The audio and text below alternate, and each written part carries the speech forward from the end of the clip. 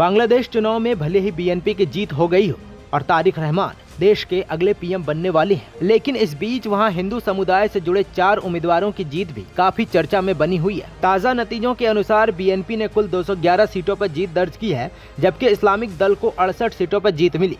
इस परिणाम ने सत्ता में बदलाव की संभावना को मजबूत किया है, लेकिन चुनाव की कहानी सिर्फ बहुमत तक सीमित नहीं है। अल्पसंख्यक प्रतिनिधित्व का सवाल भी उतना ही अहम बना हुआ है। ढाका क्षेत्र से वरिष्ठ नेता गायेश्वर चंद्र राय की जीत को महत्वपूर्ण माना जा रहा है। उन्होंने अपने प्रतिद्वंदी को पीछे छोड़ते हुए करीब 99,000 से अधिक मत हासिल किए। हाल के समय में हिंदू समुदाय के खिलाफ उत्पीड़न और हमलों की खबरों के बीच उनकी जीत को प्रतीकात्मक रूप से अहम माना जा रहा है।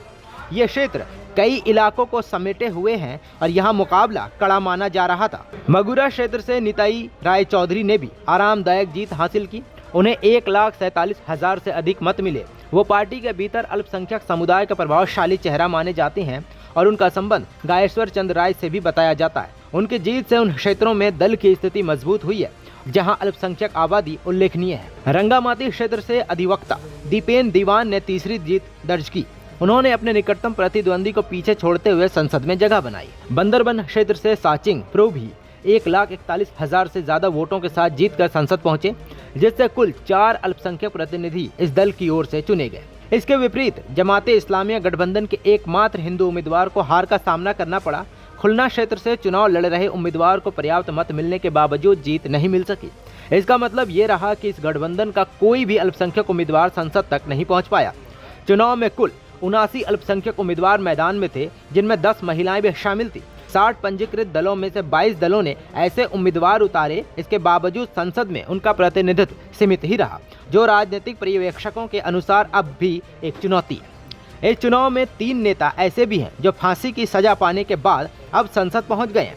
उनमें से 2 तारिक रहमान की बांग्लादेश नेशनलिस्ट पार्टी बीएनपी से हैं, जिसने पूर्व प्रधानमंत्री शेख हसीना के जाने के बाद पहला नेशनल इलेक्शन जीता, और एक जमाते इस्लामिया से है जो हार गई।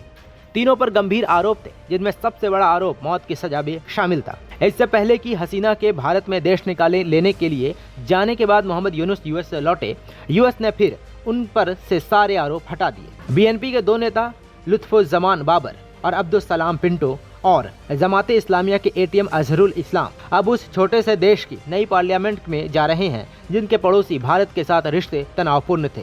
दिसंबर 2024 में बांग्लादेश की एक हाई कोर्ट ने तारिक रहमान, लुत्फुज्जमा बाबर और दूसरे लोगों को 21 अगस्त 2004 को शेख हसीना को टारगेट करके किए गए ग्रेनेड हमले से जुड़े 2 मामलों में बरी कर दिया। हालांकि वो बाल बच गए, लेकिन 24 लोग मारे गए थे। लुत्फुज्जमा बाबर ने अपने सबसे करीबी विरोधी से 1,60,000 वोटों से चुनाव जीता। भारत के नजरिए से उनकी पार्टी के साथी अब्दुल सलाम पिंटो ज्यादा मुश्किल में है।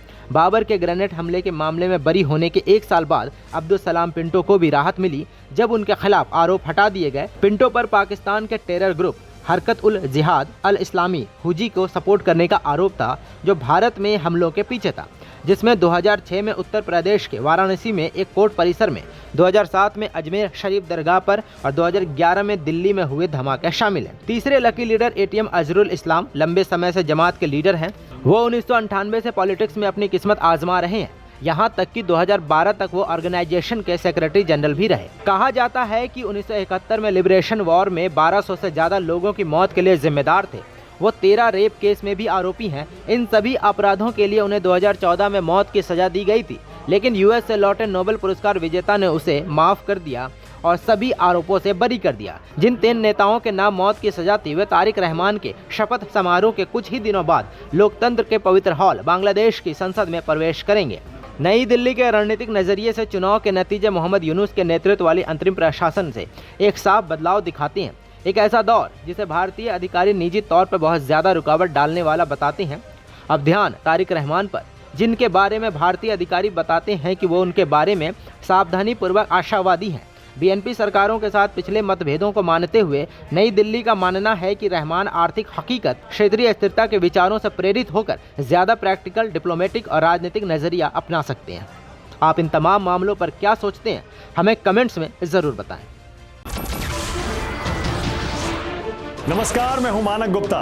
अगर आपको हमारा ये वीडियो पसंद आया हो तो इसे लाइक और शेयर जरूर करें, और हाँ, हमें सब्सक्राइब और फॉलो करना ना भूलें। ताकि आप देश और दुनिया की कोई खबर मिस ना करें।